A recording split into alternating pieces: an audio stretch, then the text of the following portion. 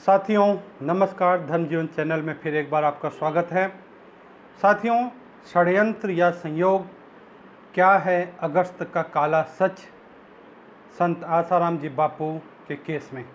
साथियों, आइए कुछ तारीखों और समय पे ध्यान देते हैं। इस अगस्त के महीने पे आप गौर करिए मेरी एक एक बात पे। साथियों, 19 अगस्त 2012 गोधरा में संत आसाराम जी बापू का हेलीकॉप्टर क्रैश हो जाता है और साथियों हेलीकॉप्टर के टुकड़े टुकड़े हो जाते, उसमें आग लग जाती है। सभी ने, मीडिया जगत से लेकर सभी ने ये मान लिया कि इतनी भयानक हादसे के बाद किसी का बच पाना मुश्किल नहीं। केंद्रीय मंत्री राजनाथ सिंह ने भी कहा, इस हादसे के बाद हमने देखा तो हमने यही मान लिया था कि इसमें कोई नहीं बच सकता। लेकिन इतना बड़ा हेलीकॉप्टर हादसा होने के बाद भी संत आसाराम जी बापू, उनके साथ जो 4 सहयोगी थे, सभी सुरक्षित, पायलट सहित। डेट तारीख 19 अगस्त 2012 गोधरा। साथियों, ये मैं इसलिए कह रहा हूँ कि ये षड्यंत्र की शुरुआत थी या संयोग था। आगे बढ़िए। 14 अगस्त 2013 परम पूज्य संत आसाराम बापू के बेटे नारायण साईं का हेलीकॉप्टर क्रैश। शायद आपको पहली बात सुनने में लग रहा होगा, लेकिन इकोनॉमिक टाइम्स पे आप देखेंगे तो वहाँ पे ये न्यूज़ भी मिलेगी, डेट भी मिलेगा। 14 अगस्त 2013 नारायण साईं के हेलीकॉप्टर क्रैश, गोमतीपुर इलाका चरोड़ा कब्रिस्तान के पास सीधी लैंडिंग हुई। हेलीकॉप्टर अचानक खराबी आ गई, तकनीकी जो भी हुआ, वहाँ भी नारायण साईं तथा साथ में जो लोग थे सुरक्षित, मामूली चोट। न्यूज़पेपर की खबर की, न्यूज़पेपर के आधार पर मैं बता रहा हूँ। 2 तारीखें मैंने आपको बताए। साथियों, यहाँ पर फिर क्या परम पूज्य संत आसाराम जी बापू तथा उनके परिवार, पूरे परिवार को ख़त्म करना या आरोपी बना करके पूरी संस्था पे कब्जा करने का एक प्रयास किया गया या तैयारी थी या संयोग है? किसी पे आरोप नहीं, मैं सिर्फ प्रश्न कर रहा हूँ, आप जवाब जरूर देना। तीसरा साथियों, 16 अगस्त 2013, 14 अगस्त 2013 नारायण साईं का हेलीकॉप्टर क्रैश, 19 अगस्त 2012 परम पूज्य संत आसाराम बापू का हेलीकॉप्टर क्रैश। उसके बाद में उसी अगस्त महीने में, साल भर के भीतर ही 14 अगस्त 2013 नारायण साईं का हेलीकॉप्टर क्रैश। 16 अगस्त 2013 राजस्थान की अचानक एक झूठी घटना आती है कि ऐसे स्थान पे जहाँ पे सगाई कार्यक्रम, सैकड़ों लोगों की भीड़, अब पूरे रात तक कार्यक्रम, उसी के बीच का एक घटना सामने आती है। और घटना सामने कब आई? 16 अगस्त की घटना। 20 अगस्त 2013 रात के 2 बजे, साथियों समय पे भी ध्यान देना, 20 अगस्त 2013 रात के 2 बजे परम पूज्य संत आसाराम जी बापू के खिलाफ FIR दर्ज, दुष्कर्म की आरोप की FIR दर्ज। रात 2 बजे कहाँ पे? कमला नगर थाना, दिल्ली। घटना की तारीख 16 अगस्त 2013 राजस्थान, जोधपुर। और घटना के स्थल जहाँ पे घटना बताई गई, वहाँ की स्थिति, सगाई कार्यक्रम, 2 बड़े परिवार, उनके दोनों लड़का लड़के दोनों पक्ष के परिवार, और लगभग पूरी रात का कार्यक्रम। और उसके बीच में घटना बताई जाती है कि 1 घंटा आरोपी लड़की आसाराम बापू के कैद में रही। लेकिन वीडियो साक्ष्य बताते हैं कि उस समय तो कार्यक्रम चल रहा था जो समय बताई जा रही घटना की। साथियों आगे बढ़िए। 20 अगस्त को FIR दर्ज हो गई दिल्ली में। घटना 16 अगस्त जोधपुर की बताई जा रही है 2013। 5 दिन बाद 20 अगस्त रात 2 बजे दिल्ली में FIR। और सबसे बड़ी बात, 21 अगस्त सुबह, जब सुबह सुबह लोग पहुंचे थाने में FIR के बारे में, तो कहा गया कि FIR जोधपुर भेजी जा चुकी है। सोचिए, रात 2 बजे FIR दर्ज होती है, और रात में ऐसा कौन सा जहाज या कौन सा ऐसा तंत्र बनाया गया कि रातों रात केस को जोधपुर भेज दिया गया, क्योंकि 0 FIR है, घटना जोधपुर के बताई गई। रातों रात कोई इंतजार नहीं, कोई जांच नहीं, कोई प्रतीक्षा नहीं, कोई कुछ नहीं, सीधे केस दर्ज और जोधपुर पहुंच गया। साथियों उसके बाद में फिर 31 अगस्त रात 12 बजे, समय और डेट पे ध्यान रखना साथियों, 31 अगस्त रात 12 बजे इंदौर से परम पूज्य संत आसाराम जी बापू की गिरफ्तारी, और सारे दुनिया में शोर मचा दिया गया कि आरोपी गिरफ्तार किया गया। जबकि उसके बाद में कुछ चैनल पे, मीडिया चैनल पे, और अजय लांबा जी जो डीसीपी थे, उनकी एक खबर भी चली कि पूरे केस में लड़की द्वारा कहीं दुष्कर्म या रेप का आरोप ही नहीं लगाया गया। उसके बाद मैं फिर कह रहा, संयोग है या प्रयोग मैं नहीं जानता हूँ, लेकिन उसके बाद उस स्थान से, उस केस से लांबा जी का ट्रांसफ़र और फिर बापू के खिलाफ केस आरंभ। इतने समय के बीच में साथियों, अगर आप देखें तो कोरोना जैसे हालात में परम पूज्य संत आसाराम जी बापू को कोविड, ऐसे जेल में जहाँ पे संभावना नहीं होती है, कोई बाहरी व्यक्ति नहीं जाता, वहाँ उन्हें कोरोना हो गया। और कोरोना होने के बाद में इतनी बुरे हालात, हीमोग्लोबिन इतना माइनस आ गया कि बचने की संभावना नहीं।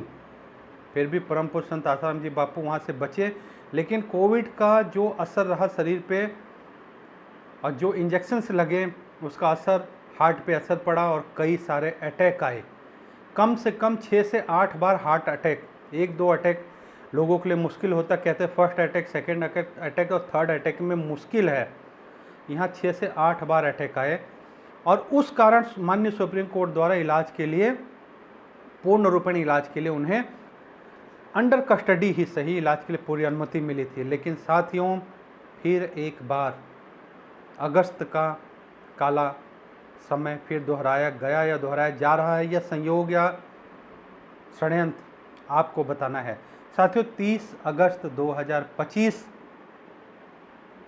यह कहते हुए कि परम पूज्य संत आसाराम जी बापू का स्वास्थ्य स्थिर है, उन्हें पुनः उनके जो इलाज की अनुमति थी उसे रद्द करके दोबारा उन्हें जेल भेज दिया गया कि जेल में आराम करें। साथियों, कोर्ट ये कह रहा है कि हाँ, उनकी स्थिति अभी स्थिर है, लेकिन ये भी मानता है कि हार्ट की बीमारी से लेकर सब कुछ। और फिर वहीं जोधपुर ऑल इंडिया मेडिकल की रिपोर्ट कहती है कि वो चलने फिरने में असमर्थ हैं, उनकी हड्डियां इतनी कमज़ोर हो चुकी है कि अपने शरीर का लोड नहीं उठा पाती हैं।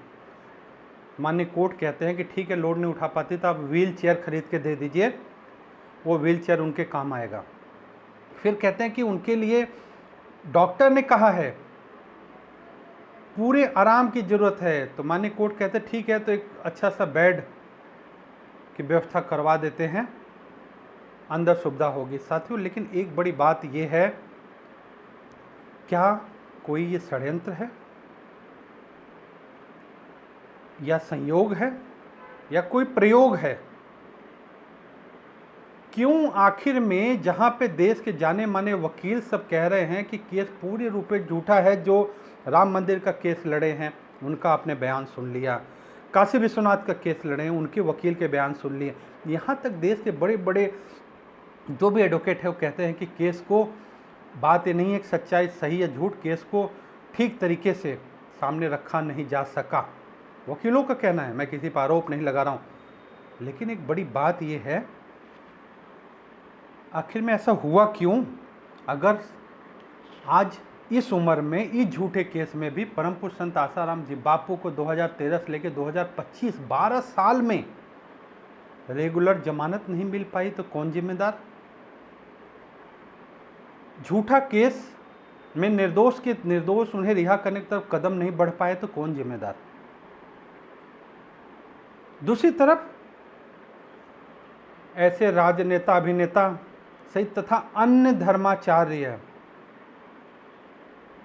को पूरी छूट, यहाँ जहाँ केस अभी भी कि झूठे केस को खारिज करने के लिए अपील लगी हुई है, और यहाँ स्वास्थ्य मानते हुए रिपोर्ट होने के बाद भी उन्हें पूर्ण स्वतंत्रता नहीं दी जा रही है। इस उम्र में जहाँ 90 साल के करीब उनकी उम्र पहुँच रही। साथियों, आप ये सोच लेना, 90 साल की उम्र में एक सामान्य व्यक्ति का स्वास्थ्य कैसा हो जाता है, इतनी बीमारी के बाद भी परम पूज्य संत आसाराम जी बापू के साथ में ऐसा अन्याय क्यों? क्यों नहीं परम पूज्य संत आसाराम जी बापू का केस उस स्थान पे पहुंच सका जहां पे उन्हें निर्दोष रिहा किया जा सके? कौन जिम्मेदार? कौन है षड्यंत्र के असली सूत्रधार? आपको बताना है, आप जरूर बताना। साथियों, परम पूज्य संत आसाराम बापू ने एक बार सत्संग में कहा था कि लापरवाह साधक सेवक से, सेवक जो होता है लापरवाह, साधक सेवक वो दुश्मन से भी खराब होता है, क्योंकि उसकी लापरवाही काफ़ी बुरी स्थिति में फंसा देती है। तो क्या परम पूज्य संत आसाराम जी बापू का जो स्थिति है उसके लिए कोई लापरवाही जिम्मेदार है, या शासन प्रशासन तंत्र का षड्यंत्र? शासन प्रशासन तंत्र का षड्यंत्र इसके लिए जिम्मेदार है, या जैसा परम पूज्य संत आसाराम बापू ने कहा, सबसे बड़ी बात कि कोई संस्था कोई टीम इतने लंबे 12 साल के समय के बीच में, बड़ी बात यह है, सब प्रश्न करते कि इतने 12 साल के समय के बीच में जहां बड़े बड़े अपराधी रिहा होके चले गए, जहां परम पूज्य संत आसाराम जी बापू के केस में सिर्फ ये कहा गया कि एक ऐसी बच्ची जो नाबालिग है, जिसकी उम्र 18 साल होने में कुछ दिन कम है, उसके शरीर पे गलत नियत से हाथ घुमाया। डॉक्टर सुब्रमण्यम स्वामी के द्वारा कही गई बात को मैं सामने कह रहा हूँ, जो महिलाओं के बीच में कोई महिला दिवस के दिन पे उन्होंने बोला था, उनकी बात को मैं सामने आपके कोट कर रहा हूँ। जहाँ पे एक केस का सबूत नहीं है, केवल बयान के आधार पे, पॉक्सो के आधार पे केस दर्ज हुआ, दूसरी तरफ अन्य धर्माचार के बारे में ऐसे ऐसे आरोप होने के बाद भी जमानत। अब परम पूज्य संत आसाराम जी बापू 90 साल की उम्र पहुंच रहे हैं और यहाँ पे ये स्थिति क्या संभव है? आपने बेड, माननीय कोर्ट ने जो कहा कि भाई ठीक है, पूर्ण आराम बेड की सुविधा करा दी, मान लिया आपने जेल में व्हील चेयर के लिए कह दिया, ठीक है, आश्रम द्वारा व्हील चेयर दिया गया। मैं आपको वीडियो नहीं दिखा रहा हूँ, आपको वीडियो आप देखेंगे, बड़ा दर्द, मुझे तो बहुत बर्दाश्त नहीं हुआ चीज़ को, इसमें मैं वीडियो जानबूझ के ऐड नहीं कर रहा हूँ कि इस हालत में इस तरह उठा करके व्हील चेयर का पहिया जिस प्रकार से लोहे की जाली से अंदर ले जाया गया। मैं उन लोगों को याद दिलाना चाहता हूँ जो कहते थे कि एक बार परम पूज्य संत आसाराम बापू को अनुमति मिलने के बाद में दोबारा ऐसा अवसर नहीं आएगा कि ये झूठ का काला सच फिर परम पूज्य संत आसाराम बापू को उस काले अंधेरे में घेर सके। 31 अगस्त काला दिवस संत आसाराम जी बापू की गिरफ्तारी का दिवस है, और काला दिवस के रूप में हम इसको मानते हैं, और हम सरकार से, न्यायतंत्र से, राजतंत्र से यही अनुरोध करते हैं।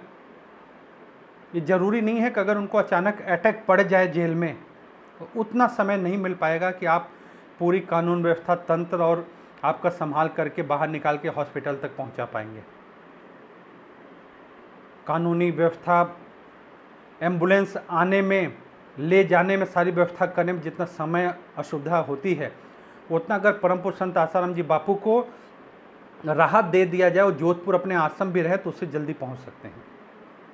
इस उम्र में, इस अवस्था में, और जहाँ पे आज संत समाज से लेकर न्यायपालिका के रिटायर्ड जज भी कह रहे हैं कि केस को उलझा दिया गया, यहाँ तक कि पुलिस के अधिकारी भी मुझसे प्रत्यक्ष रूप से इस चीज़ को कह चुके हैं, बड़े अधिकारी उस समय के जो थे, कि आसाराम बापू का केस बहुत तरीके से लड़ना होगा, नहीं तो ऐसा उलझाया गया है कि मुश्किल होगा, और शायद ये सामने दिख रहा है।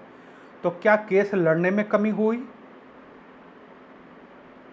आज जो मैंने वकीलों से बात किया वो कहते हैं कि आज के जो अभी पीछे जोधपुर कोर्ट का जो बयान था, उसमें लिखित में एम्स, अचानक में एम्स ले जाने के लिए लिखा हुआ है, आरोग्यम या माधवबाग नहीं लिखा हुआ है।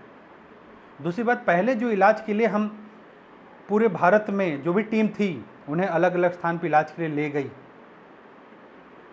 अब वो सुविधा इस बार के जो कोर्ट का जजमेंट है जो आया है उसमें ऑर्डर की कॉपी है, ऑर्डर की कॉपी में वकीलों ने देखा सिर्फ एम्स लिखा है। शायद आरोग्यम भी लिखवाया जा सकता था, माधव बाग भी लिखवाया जा सकता, क्योंकि पहले बापू वहाँ जा चुके हैं। 2-3 नाम ऐड कराए जा सकते हैं। शायद उसके लिए दोबारा प्रयास करना पड़ेगा फिर। साथियों, आज 30 अगस्त के दिन वो काला दिवस फिर दोहराया जा रहा है और यही 31 अगस्त है 2013 का वो काली रात 12 बजे की जहां गिरफ्तारी हुई थी। और फिर ठीक उसी समय के आसपास परम पूज्य संत आसाराम जी बापू को फिर कटघरे में उस अंधेरी कोठरी में भेजने का एक महाषड्यंत्र हुआ, ऐसा लोगों का कहना है। न्याय मिलना चाहिए। कौन जिम्मेदार इसके लिए? आपके क्या हैं विचार? कमेंट्स में खुल के लिखिए, अपनी बात रखिए। आपकी बात पे दूसरा वीडियो भी बनाया जाएगा, क्योंकि संस्था आश्रम सबसे ऊपर परम पूज्य संत आसाराम जी बापू हैं। उनका स्वस्थ होना, उनको पूर्ण राहत मिलना और ये झूठे केस का पूर्ण रूपेण खत्म होने की दिशा में मजबूती के क्या कदम उठ रहे हैं, उठाए जा रहे हैं, इसकी जवाबदेही भी किसी को लेनी होगी। ये 12 साल के समय में कहाँ तक पहुँचे हैं और कहाँ घूम फिर के हम खड़े हैं, इसकी जवाबदेही भी किसी के ऊपर तो बनती है और इसको जवाब देना भी चाहिए कि जिम्मेदार कौन, संयोग या षड्यंत्र। प्रश्न सवाल मेरा, जवाब आपका। आप जवाब देना, कमेंट्स में ज़रूर लिखना। और वीडियो 31 अगस्त काला दिवस पे पूरे देश में सर्कुलेट होनी चाहिए कि इतना बड़ा अन्याय हिंदू संत के साथ में क्यों। आज धर्म सत्ता के लोग आज खुल के बोलने लगे हैं कि उस समय, आज तो कम से कम ऐसा कहा जाता है कि धर्म प्रेमी सत्ता है, उस समय जब पूरी तरह धर्मांतरण का खेल चल रहा था, जब कोई भी सरकार के सामने बोलने की हिम्मत नहीं करता था, वहाँ पे परम पूज्य संत आसाराम जी बापू धर्मांतरण के विरोध में खुलेआम घर वापसी की बात करते थे। जहाँ हमारे युवा बच्चों को भटकाने का काम किया जा रहा था, वैलेंटाइन डे 14 फरवरी पूरी दुनिया में फैलाया जा रहा था, इस पश्चिम की आंधी के खिलाफ कोई खड़ा हो तो परम पूज्य संत आसाराम जी बापू, जिन्होंने 14 फरवरी माता पिता पूजन दिवस पूरे विश्व को दे दिया। जहाँ पे माता तुलसी के पूजन की जगह पूरे भारत में नकली पेड़ के प्रचार प्रसार, यहाँ तक कि बच्चों को भी जोकर बनाने की तैयारी की जा रही थी, वो दिन पूरे देश को तुलसी पूजन दिवस की सौगात, ठीक उसी दिन, तुलसी पूजन हर दिन होता था, लेकिन 14 फरवरी माता पिता पूजन की शुरुआत किसने की? परम पूज्य संत आसाराम बापू ने। 25 दिसंबर का जो तुलसी पूजन दिवस की शुरुआत किसने की? परम पूज्य संत आसाराम बापू ने।